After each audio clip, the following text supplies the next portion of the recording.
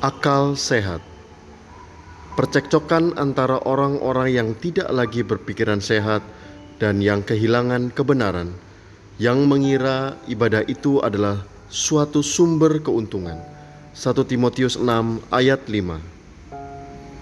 Akal sehat adalah istilah bahasa Indonesia yang setara dengan common sense dalam bahasa Inggris. Common sense memiliki arti persepsi atau pemikiran yang wajar yang umumnya dirasakan oleh semua orang. Jadi secara singkat, common sense dapat diartikan sebagai pemikiran yang masuk akal atau akal sehat. Pertanyaannya, bisakah seseorang kehilangan akal sehatnya? Kapan seseorang kehilangan akal sehatnya? Menurut pengamatan saya, seseorang yang jatuh cinta atau terlalu mengidolakan seseorang bisa kehilangan akal sehatnya.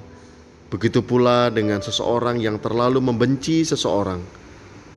Hal ini terlihat dalam fenomena hater versus lover yang sering muncul di media sosial.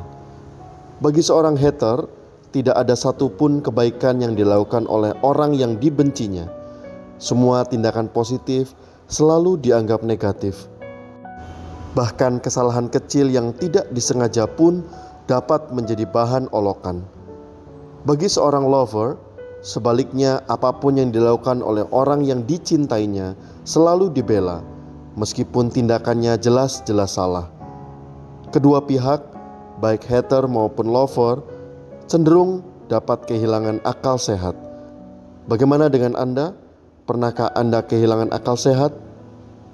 Ternyata, orang sebesar Raja Daud pun pernah kehilangan common sense ketika ia dengan tanpa rasa bersalah merencanakan pembunuhan terhadap sahabatnya Uria karena ia terlanjur menjalin hubungan dengan istri Uria, yakni Batsheba.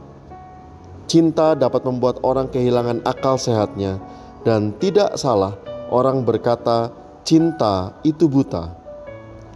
Seseorang juga dapat kehilangan common sense saat mempercayai hal-hal yang bersifat rohani. Seorang pemimpin komunis pernah berkata bahwa agama bagaikan candu bagi pengikutnya. Dan pendapat ini memiliki kebenaran karena banyak pengikut agama yang kehilangan akal sehat, seperti orang yang kecanduan dan tidak lagi mampu melakukan pertimbangan yang masuk akal.